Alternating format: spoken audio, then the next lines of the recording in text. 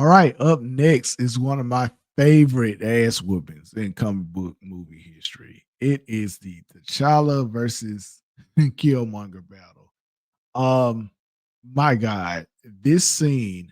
I remember when I first saw this film, and look, you had to be there. What a time to be alive!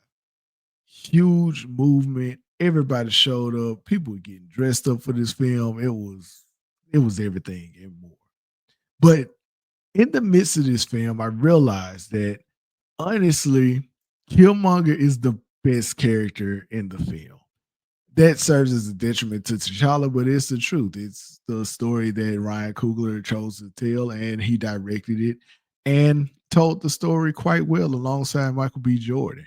This scene right here is the pinnacle of the film to me. And I love Black Panther. Like, it's one of my favorite comic book movies of all time.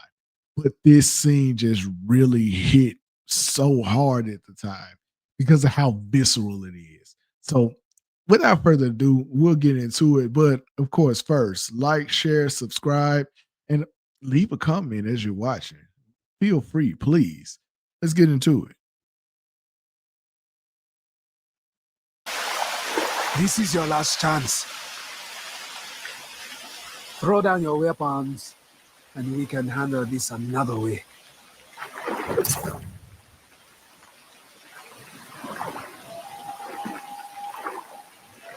I lived my entire life waiting for this moment. I trained, I lied, I killed just to get here. I killed in America, Afghanistan, Iraq. I took life from my own brothers and sisters right here on this continent. And all this death, just so I could kill you. Let me tell you something. If this speech don't get you pumped up and ready to whoop some ass, I don't know what to tell you. Like, that speech really gets the blood pumping around here. And it's excellent because of the way Michael B. Jordan handles the scene and handles the character. Like, this character has been through so much shit, and it all goes directly back to the Wakandans. Now, as great of a plot twist that it is, that Killmonger is of a Wakandan descent, I think it does a disservice to T'Chaka, but that's a whole different story for another day. And I'll analyze, Black Panther if that's something that you all are interested in, of course. But yeah, the way this scene starts off and carries out and plays through, you see that hatred come out of Killmonger and all that pain come out of Killmonger as the scene goes on.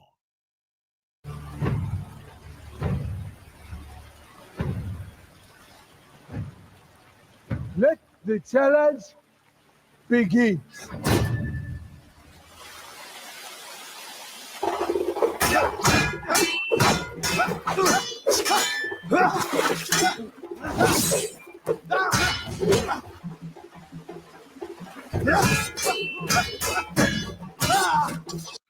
So the first thing that's interesting about this fight that really stands out to me is the differences in the fighting styles as well as the weapon choices. T'Challa has a weapon that actually doubles as a shield, which is very interesting, and it shows a fear or a concern of getting injured, protecting himself, and not fighting recklessly. Whereas Killmonger chooses to use a like half a spear as well as a sword. So it really limits his defensive effectiveness. He's all offensive in this fight.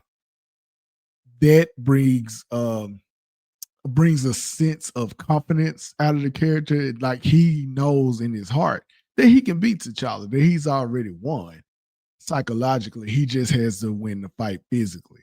And I thought that was a very interesting choice of weapons between these two characters.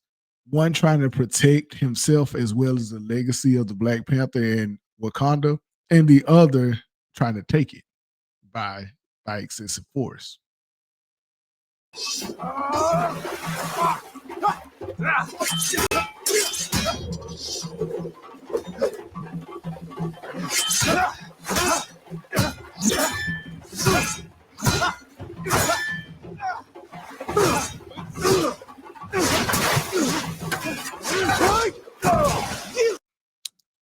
So again, it's about weapon choices, and you see how Killmonger fights. He's very aggressive. He's on the offensive, and honestly, T'Challa is in a constant backpedal during the first half of this fight. And now T'Challa is asking if he wants to yield because he gets a knockdown. Now T'Challa wants to get this fight done early.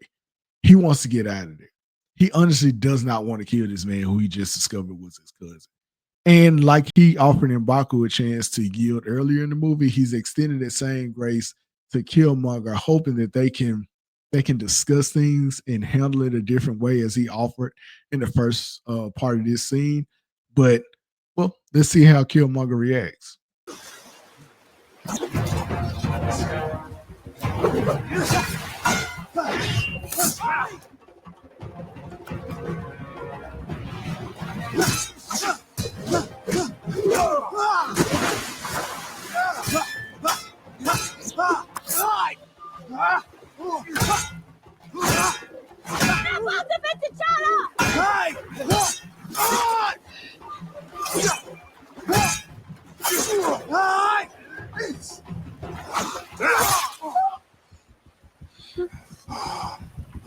I love how this fight shows Killmonger is an adept fighter. He doesn't go for immediate kill shots or kill moves. He systematically breaks down T'Challa, gets his leg, gets the arm that actually has the shield in it. It's another great call. And then he actually goes for the gut instead of going again for a kill move and finishing him off. He goes for the gut, and he systematically just disabled T'Challa and neutralized him over the course of this fight. And it goes into his strategy, right? Like Killmonger is really a conqueror. Like he knows how to infiltrate and he knows how to tear down societies and infrastructures from the inside out. But that fight is indicative of that. It was very systematic. It wasn't blunt, aggressive on the onset, but he adapted as the fight went on. And now he has T'Challa on his knees. Pause.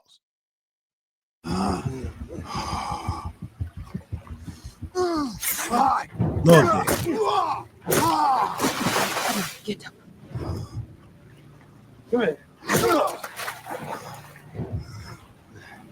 This is for my father. Zuri, no. Zuri, don't. I always like the swiftness in which Zuri comes from under the blade to over it to knock it out of Killmonger's hands. I thought it's just a good shot to me. I've always admired that shot, and it's always jumped out to me. I am the cause of your father's death, not him. Take me. I'll take you both, Uncle James. No! I like that in that moment, Killmonger recognizes that that's his Uncle James, quote unquote. And you kind of see that pain still from losing his father, and he takes it out on Zuri and gets him the fuck up out of there, basically. And all of the things that he wanted revenge for are before him. The path to the throne is his. And even still, he didn't lose his mind and just go into a blind rage, allow for T'Challa to recover. No, he did what he came to do, and that was exact vengeance for his father's death. No! Zuri, no! This hits so hard in the movies. Oh my God, you had to be there. No! No! Zuri! Zuri! No! No! Please! Is this your game? Huh? Talking shit. Is this your game?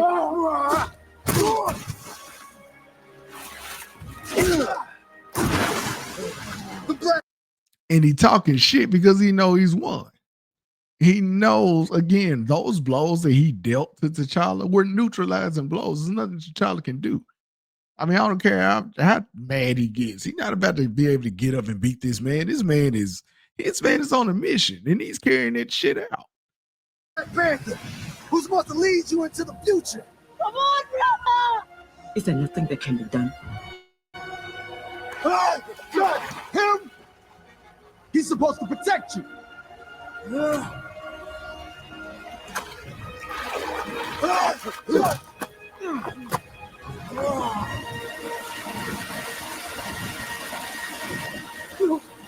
I mean, dropped his ass.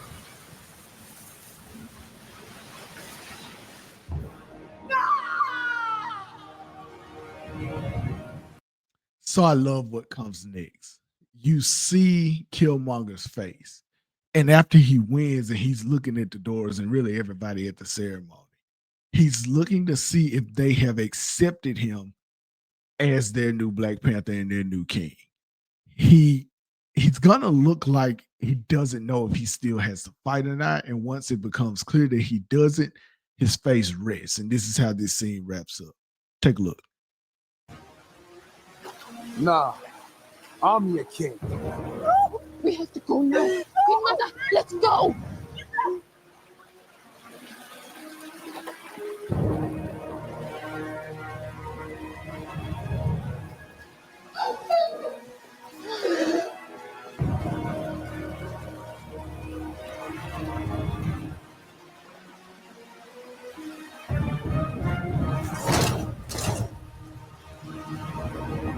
Yeah, I love this scene. I mean, it's an absolute ass whooping for T'Challa.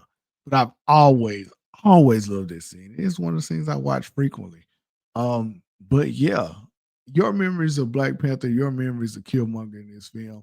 Let me know what you thought of this scene in the comments. Like, share, subscribe, and let's go to the next one.